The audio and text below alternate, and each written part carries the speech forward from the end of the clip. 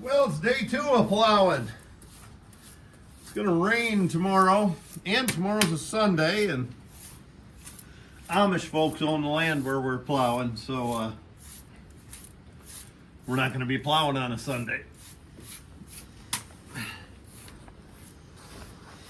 Gonna use the same 2 horses. Only a couple of minor changes. And I'm going to talk about that stuff here more than I am in the field because it's fairly windy and I fear you won't be able to hear me all that well. So as I said, Ziggy is going to be wearing an overcheck today, just enough to keep him in a better posture, just like the posture he's in right now. Just for kicks, I'm going to try a bar bit, a straight bit on both horses. See if it helps them walk straighter. They both walk pretty straight. Sometimes when they're resting, they do this stuff. It's really not an issue, but I'm anxious to try that out and see how much it helps.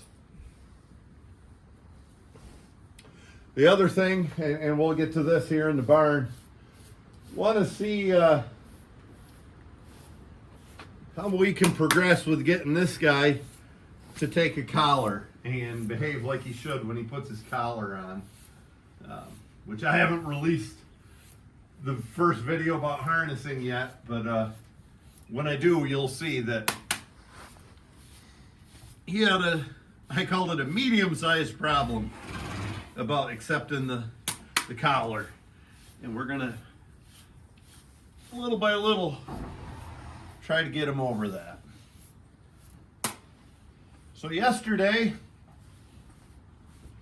we clipped these horses, manes and the legs, and we groomed them, and we fitted some harnesses to them.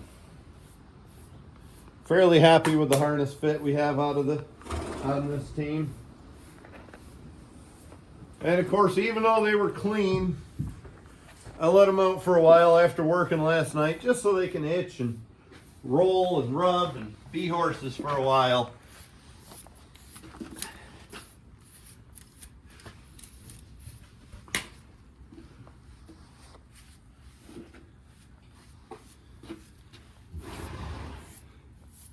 So this video is likely to be released before one we're going to do on one we've already done on harnessing, and and clipping the horses and getting them ready. One thing we talked about in that video, reasons why we clip them. We want at a glance to see that there's no swellings, no beginnings of sores. Everything's good here. Want it nice and clean. It's a heck of a lot easier when you don't have a mane and foretop to put your rigging on the horse, and we just like the ease of it and the ease of seeing clearly the beginnings of any type of injury. Same thing on the legs. We want to see any swellings or injuries. We don't want the mud to freeze and get on their legs as much. And as well, we want to avoid scratches. So that's why we do the mane and legs. We get them clipped on these horses. Another thing we talked about in that video, we want to, with the feed scoop and the work program, we're trying to develop this horse and make him a little broader, a little more manly. He's not slab-sided, but he doesn't have the back he should. And simply, he's just growing so fast. He'll be 3 in the spring, so essentially it is spring. So before long, he'll be 3. We're calling him a 3-year-old. And every pound of food he's eating is going right toward growth, and he's not staying very fleshy. But we're going to get some muscle on him here. So yesterday, this horse he reared back when we collared him. I kind of want to get him over that. maybe the best way, see, he's already acting like a fool. Put him where he can't rear back. Well, as I said, it was a medium-sized problem, and if it continues, it'll become a big problem. Back. I'm going to back him right into this empty stall. See, that's why we didn't get hay today. Back. Woo. Now he can't go anywhere. This is going to be step one. If this doesn't work well, we'll do something else.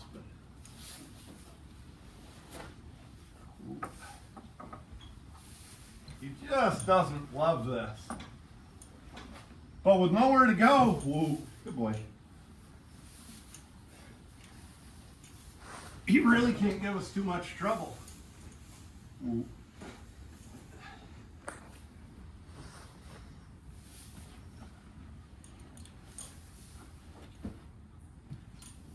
Maybe we'll just do that for a few days. And then once he gets a good feel for that, we'll start doing it right here on the barn floor like a big horse. This guy's an exceptional colt. He's very precocious. In the video we released this morning that we filmed yesterday, a lot of people commented they couldn't believe a pair of colts had that nice gait out there plowing. By the way, they were both wearing smooth snaffle bits and still had that good of a gait. So he's very precocious. Both of them are. Well, I shouldn't say both of them are. Zodiac's had an awful lot of work to get him to that point, but Ziggy's just a smart boy. Yeah, I was going somewhere with that point. But anyway, we got him working pretty well. And this is really the point of today's video, is to notice change from one day to the next. Yeah, little by little, we hope he accepts the collar better. I'll do that every day. That's what I was going to say. He's advanced in a lot of ways, almost every way. He's ahead of his time, ahead of his age, and definitely ahead of his training. He hasn't had that much done to him for training. Every bit of training we've done to him, you can look back on this YouTube channel and watch and see, from never having a strap on him until where he is today. So if there's a tiny little step that's remedial, like having to back him into something to put a collar on for a few times, I'll accept it, because overall, there's not much remedial about this good boy.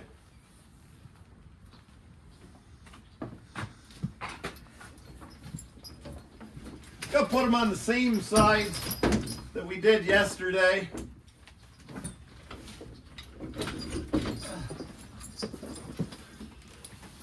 Mainly because I don't feel like switching the lines around.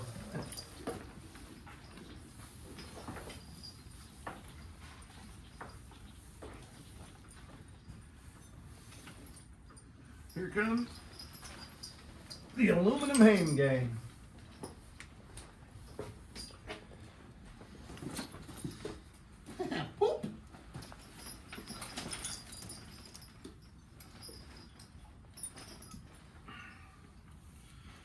So, one thing I was saying, and maybe I didn't say it as clear as I should in the video that hasn't been released yet, the harnessing video. I'll probably patch some of this in with that video where it's relative. I don't generally love to over pad a collar. I like to run this pad here, especially with the waffle facing. I like to run those pads, a nice extra wide one. I don't like to run an extra top pad. I don't like to run two pads. I'm fine without running any pad if things fit well. I don't prefer it, but I will do it. The reason I put a top pad and this pad in here, I fully expect this colt, and I made a nice collar fit, and the collar fits the hames and the draft real well when I did it like this. And I fully expect this colt to start filling out and growing, and I'm hoping by the time June comes around, he'll be big enough that we'll take that top pad out and we won't have to fiddle around and change hames and our draft and that kind of stuff when we put a new collar on.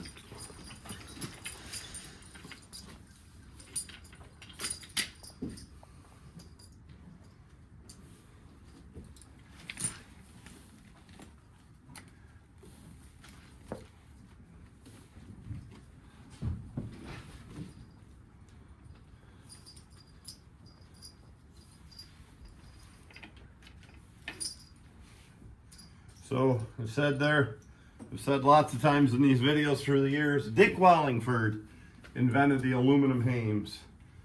He was from up in Maine, ran a big logging and sawmill operation. But what we'll remember him for is being about the top heavyweight horse puller that ever put feet in boots. He held every record up there in New England and just dominated for years. Had some really good horses, was a top horseman. They used horses in the woods forever as well. And by all accounts, just a great man. War veteran, Ivy League graduate. You know, just one of those guys from that greatest generation.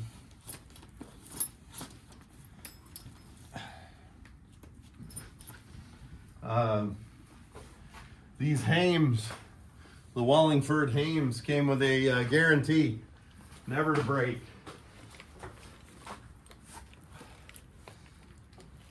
And I should think if you're breaking a set of those aluminum hames, you've got some bad shit, as we say in the horse business. You got some power. Power! You're not going to break the hame itself. I mean, look at that cast aluminum. You know, I don't know. I reckon you could break this bolt that holds your point of draft on. You could definitely break straps. I suppose you could break these where the clips hook to the hames with bolts and up top. It looks like it would be difficult, but I think it's the actual hame itself that he guaranteed. Different bridle on this horse. The one we had on him yesterday, I like the bridle. I sent it up to the harness shop to get an overdraw check put on it. They're pretty busy at the harness shop boiling sap, so that's not going to be done for a little bit. Yesterday, I put the bridle on over the halter. I don't know if this is a good idea to take the halter off and do it this way today or not. And just calm him down. Whoa. All right.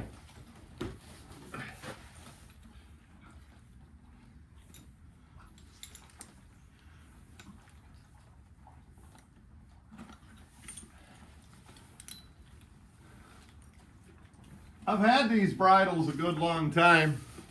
I don't love them.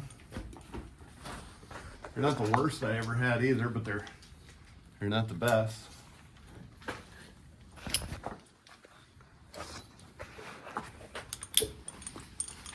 I don't love the way they fit up there on the crown up here.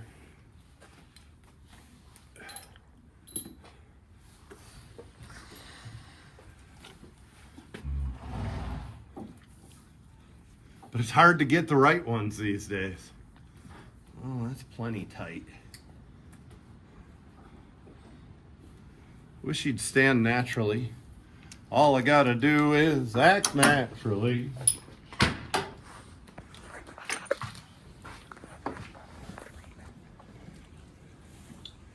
I think I might have the cheek pieces tighter than they need to be. As I said, my new thinking after I've learned from some of the best is to let this hang a little bit and let the horse pick that bit up in his mouth and naturally seat the bit. You know, give himself a good lip seal and find the right place.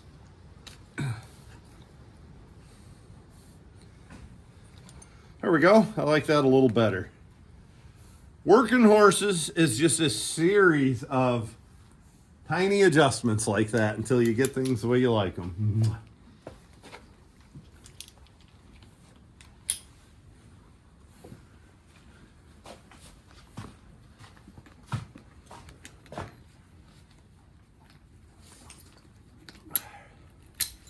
That overcheck looks not bad for this colt.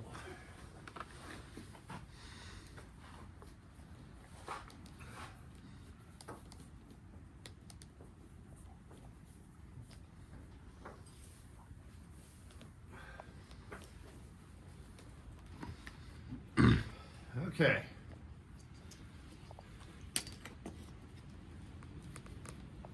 It's the time of the season for plowing fields.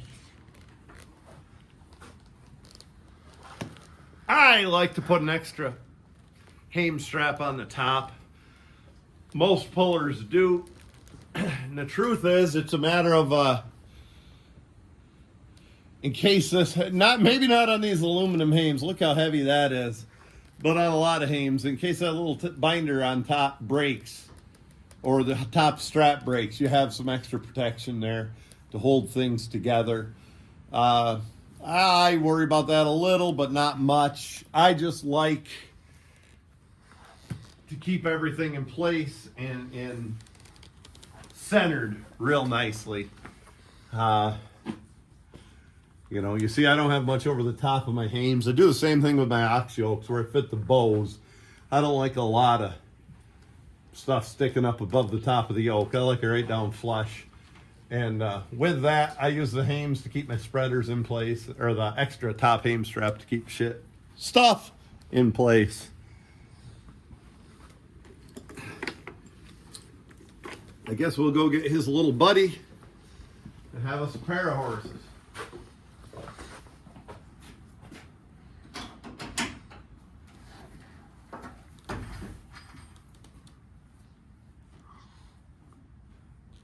You folks remember Zodiac? Ack. You ought to know by now. He's been learning and gaining all the time. Of course, these horses pretty well had the winter off. All of them did.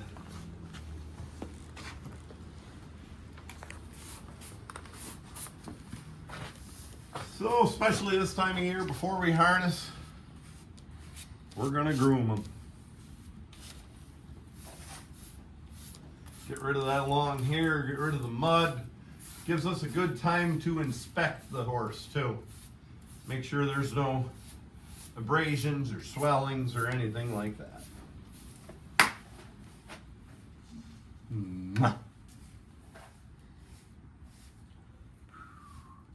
You know, another thing, when you're just in the barn like this, grooming them, you constantly want to monitor their behavior. Make sure they're not a little pokey or a little off or high strung or nervous and pawing or pointing with a foot. It can tell you a lot about their health and how they're feeling and if something's wrong. Maybe even if you have to change your feeding. You know, if a horse is normally a little high strung and he's dopey, perhaps something's wrong. Or if he's dopey and all of a sudden he's a little high strung and things are scaring him, maybe something's wrong. If he's sensitive, if you're brushing him right down the back here and he flinches, look into that. Why? I mean, the best horsemen are present. They're in the moment. They might be talking to you in person, on camera, whatever. But they're also noticing everything about this horse. And that's where their mind really is with this horse at that moment.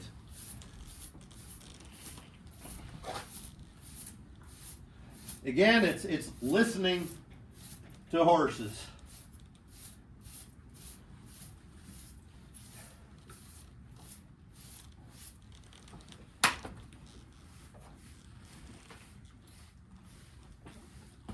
Heck, I'm about warm enough to take my flannel shirt off again.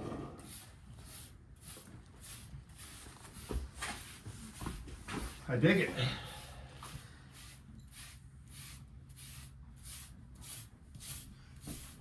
Today's supposed to be barn cleaning day for the Amish boys next door. They cleaned my barn in exchange for a big bag of tobacco and a couple of packs of Swisher Sweet cigars, and they clean my barn every week. I haven't seen anybody yet. I imagine that they're pretty busy boiling sap and gathering sap. They weren't none too early getting packed this year. I imagine it's a family affair. If I get stoned and sing all night long, it's a family tradition.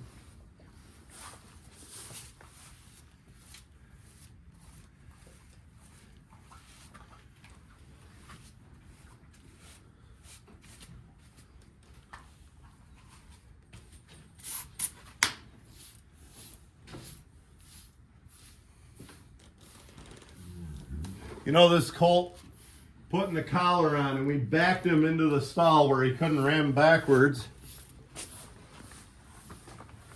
Such a simple solution. I felt kind of stupid that I didn't think of it the day before. And I let him do that a couple times before I did that. Reminds me of a pair I had in a trailer once, and I stopped at Joe Please's restaurant. And Joe and his wife Samantha have moved on to the feed business since then. J&S Feeds up in Cast Isle. But anyway, at this point they owned a restaurant, and I stopped in there for a bite to eat. And Joe wanted to see the new horses.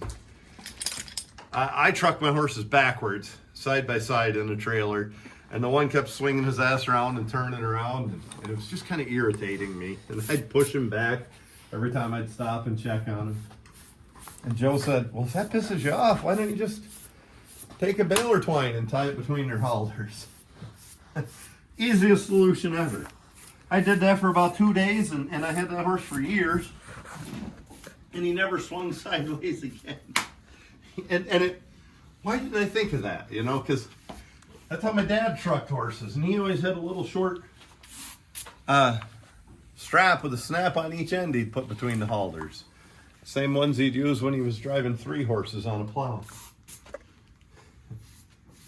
So, sometimes you overlook the obvious, and that's, I guess, my point of that rant is to look at the obvious solutions first.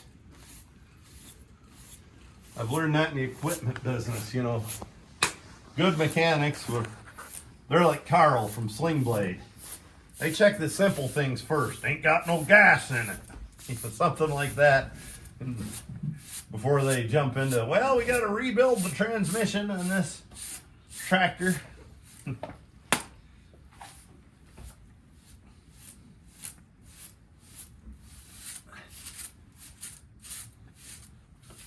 buddy. I didn't read into him flinching there. He's a little dirty there, and I raked him a little harder than I meant to with the brush. Of course he's going to flinch. He's a well-made horse, isn't he? I've been working with my daughter, who's in Alfred University, on writing, and I didn't help her on one paper, and the one thing she got points deducted for was the opening sentence. She had a rhetorical question, you know, who doesn't want a better life, or something like that. Rule number 1 of writing is rhetorical questions. Who needs them? That might not be rule number 1, but it's in the top 5. And here I am doing that to you on the YouTube channel. It's a nice looking animal, ain't he?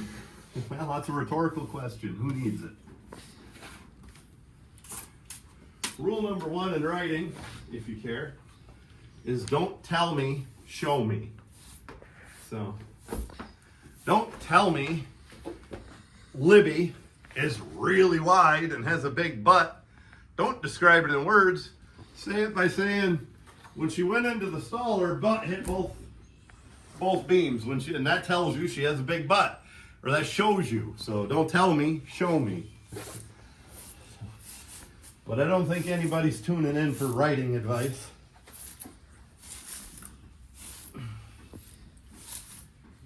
Hopefully you're not tuning in for much horse advice. Hopefully you're tuning in for storytelling and the funny pipsqueak jokes and watching horses work.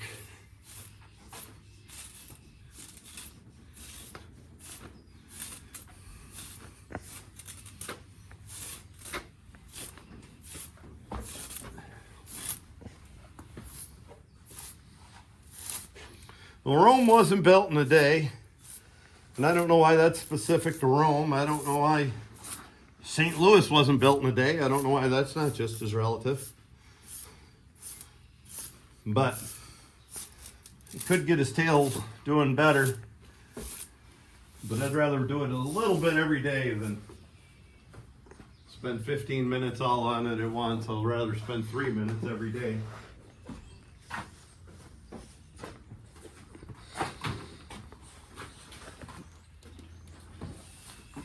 Well, you've seen this horse get, you've already saw a horse get harnessed. I'll give you a break from that and we'll join you again after the pair's harnessed. Well, or harnessed anyway.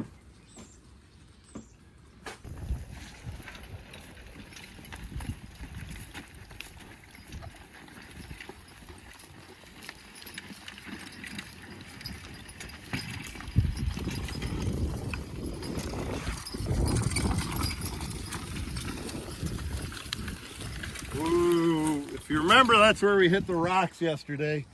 That's why the plowing's a little screwed up, and there's still a touch of frost in the ground right there. My first impressions today, I don't know. It's my second day wearing these bifocals. I can't adjust. I try to look at the plow and I feel like I'm gonna fall over. Which, anyway, you're supposed to look out ahead of your horses anyway, not back here. Now, seriously, we'll watch them work a little. I think my first impression is, I think those straight bits are going to be the answer. I think, like so many things in the draft horses, I'm going all the way back around to what my dad used to do. And the straight bits will be an example of that, if I choose to go that way.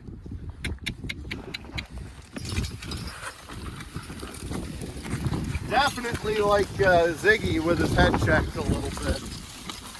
I got my head checked by a Jamo check. Yeah, if I hit a rock or something, I go to look down at the plow. Whew. I feel like I've been on a 2-day bender with these new glasses on.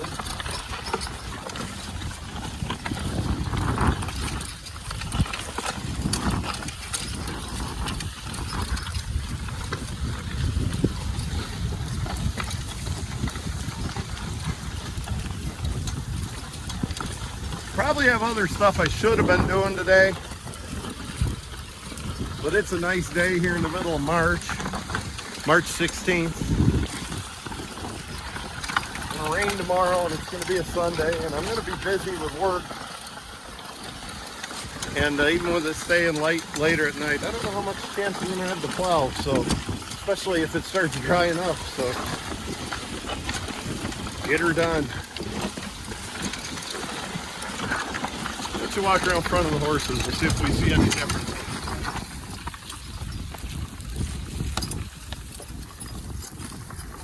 We're sure cutting a nice ribbon and laying it over. The old Leroy 110.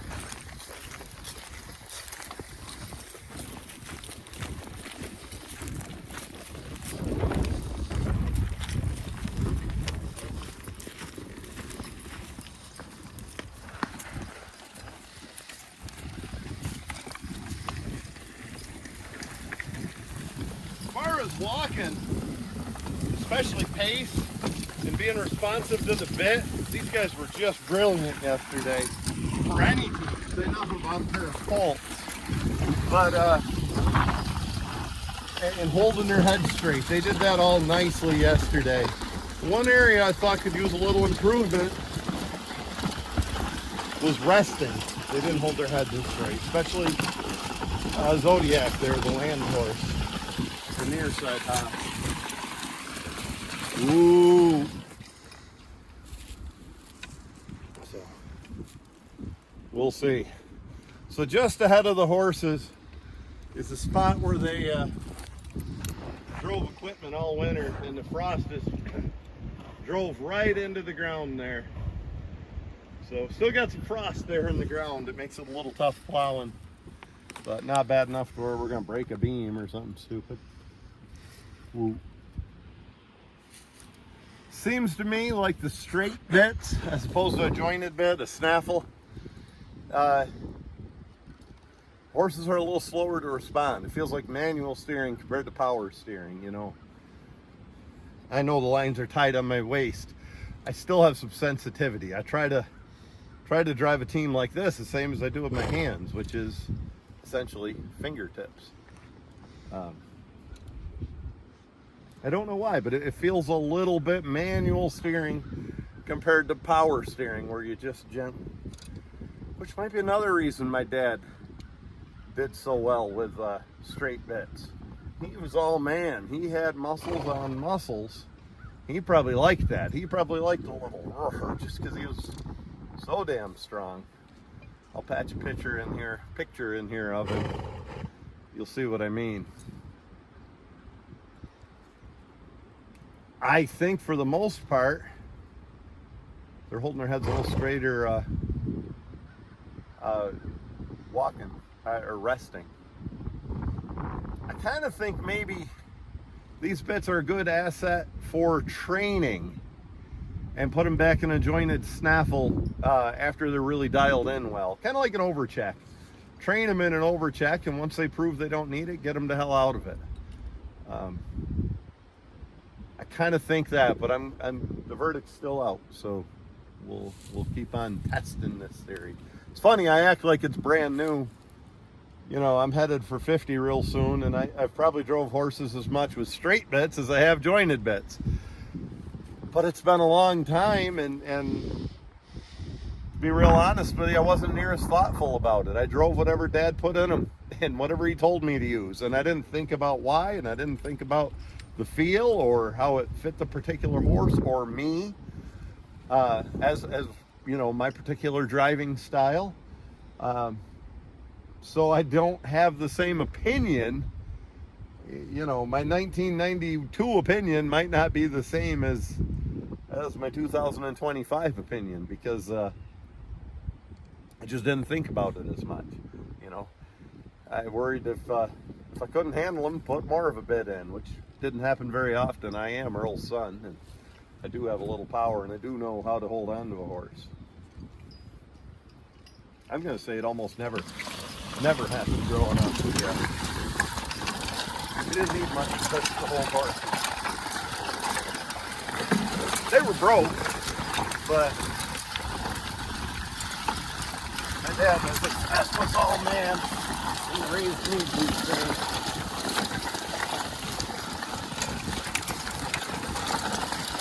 Even though you see the jiggly love handles here.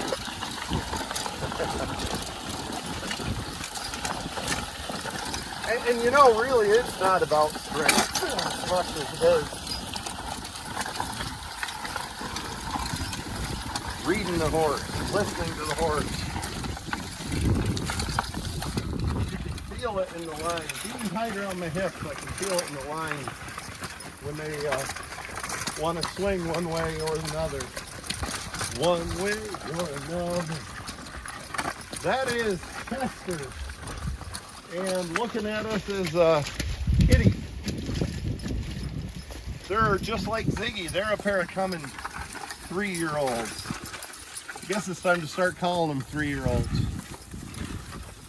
Ooh, that's Andy Herzog's farm team this year. On the left, as you're looking at them, is Kitty. Andy's own mare he raised from a foal out of his hame mare. And the other one with the bigger stripe is Chester, and that belongs to Clark over in Allegheny County. Caleb Armisen started that horse in harness and kept that horse for quite a while. Now he's here at Andy's getting more started.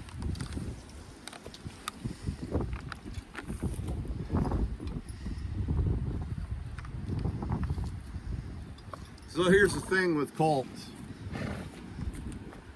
Zodiac on the land, the Nair horse, could use a rest.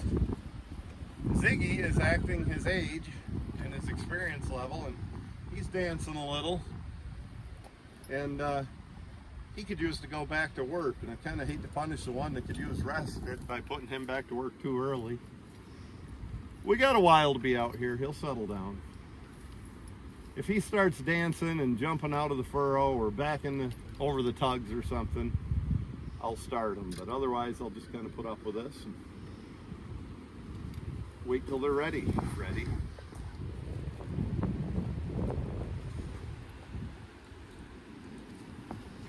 Andy's been working that team all winter here and there, and I think he's going to start putting the full court press on to working them daily and getting them in shape. Maybe do a little farm pulling. Definitely do some farm pulling with them this year.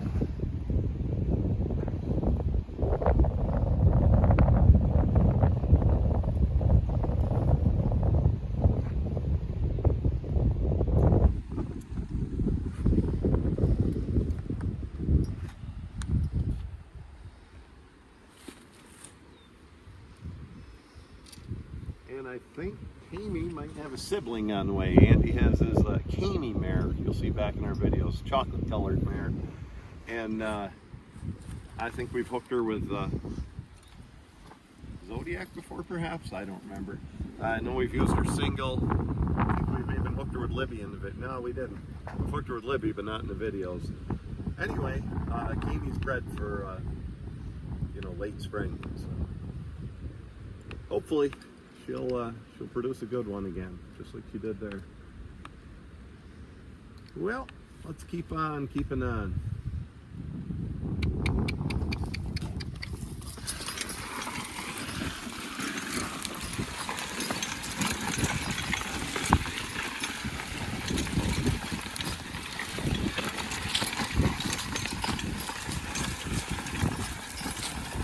Hit her off there.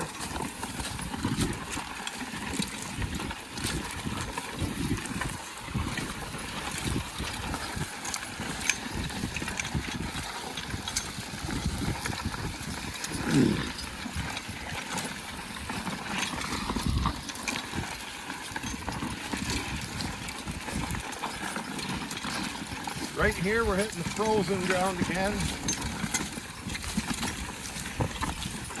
It's gonna rain tomorrow. After that rain, that'll be about the end of that ground being frozen. It'll still be frozen in the shade, and, where you really drove it in on a road or something like that.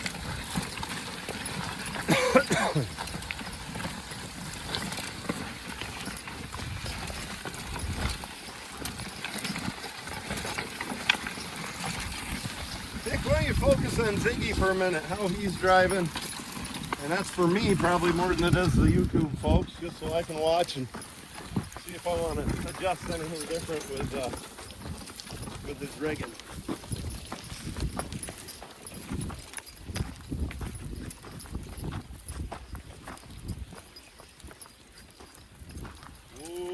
Here's the first thing. I'm going to loosen my lines a little.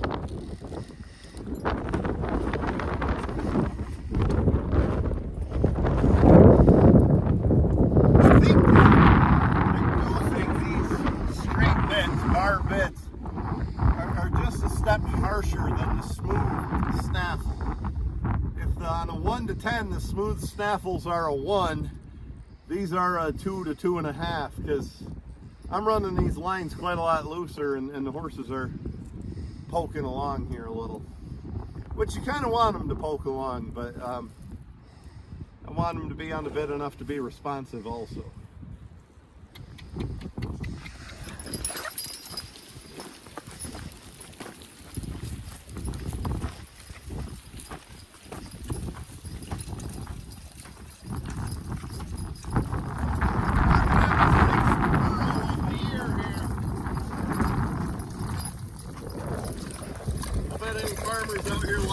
on us 6 12-inch furrows for as long as we've been working on this yesterday. But I'm kind of happy with this. Every furrow looks the same as one before it. Thanks to that joiner doing its job, we're turning the trash right under. Good depth of plowing, good width of plowing. I'm kind of happy with the job we're doing. You know, first thing a lot of folks focus on is the straightness of furrows. It's nice to have good straight furrows, but it's actually down the list quite a ways if you're not plowing deep enough or too deep, or if you're not covering or turning it over. Having a straight furrow is not as important. You know, Jerry Clower said in one of his jokes, you can grow as much corn on a crooked row as you can a straight row. And so it is. Now I want straight furrows, and I'm not doing too bad in that department. I'm just saying, for actually growing something, that's further down on the list than most folks would realize. With that said, with a walking plow, if your furrows are not straight, sometimes you have to cut a little wider furrow and a little narrower furrow the next time to make it straight. And when you're cutting a wider or narrower furrow, they're not rolling over as good. So straightness is a factor. It's just not the only factor.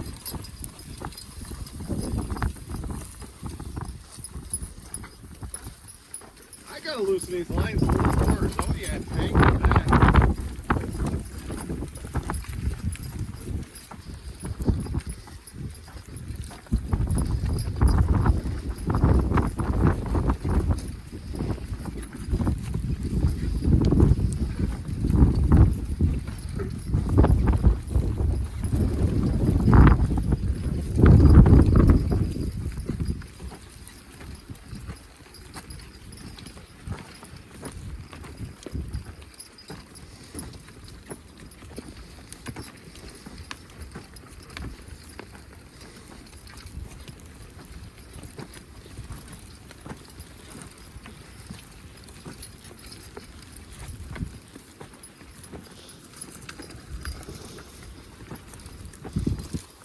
Rest them here. Whoa, what are you, a mind reader, or did you know what I told Nick when I said that? As soon as I said that, he stopped. So let's talk about plowing a little bit. We've turned 6 furrows yesterday, and 5 yesterday and 1 today. All 6 furrows look the same if you look down through there. That's just how you want a gang plow to be adjusted. Whether it's a 2, 3, 6, 12 bottom plow, the principle's the same. You want every furrow. You don't want to know. The worst thing you can do is look down through a field and count every 5th furrow and know he was plowing with a 5 bottom plow. That means one's too deep and one's too shallow. We bought an Oliver plow once, my dad did. And my dad was a great plowman, better than I'll ever be. He didn't do walking plows, but he was a tremendous plowman. Bought an Oliver plow, and he put all new Pioneer plow parts on it, right from the frog up, brand new, and had himself a hell of a trailer plow. Pulled it behind a WD Chalmers or a Farmall H, either one. That's how well he could set a plow. Three 14s he could pull behind those tractors. And goddamn, no matter how we set that plow, we couldn't quite get it adjusted perfect. You could tell every 3rd furrow. And finally I saw what the problem was. Somebody had replaced that furrow wheel on the back of a 3 bottom plow with a regular tire. You know, if you remember, if you look at old plows, and maybe even new plows are this way, that furrow wheel all the way in the back is kind of a funny tire with a narrow little sidewall on one side and a thicker sidewall on the others, and it's a low profile short little deal. And somebody had replaced that with a normal like implement tire, and we were just out of adjustment. I went out to the old farm junkyard and found one of those wheels and put it on there. And hell, we went right to plowing perfectly after that. Another thing you can notice as you look through here, these furrows are all laid over pretty nice. 6 inches deep, 12 inches wide.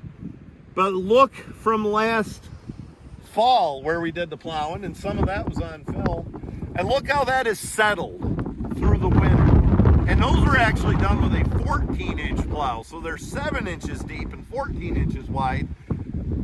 They fresh plowing compared to each other, they should stand up a little taller than this plowing. But throughout the winter, they froze and thawed and froze and thawed, and the ground kind of tilled itself. And come springtime, you know, you could run a spring tooth harrow on that one time, pick them damn rocks out of there and go to planting. So just showing you some of the advantage of fall plowing.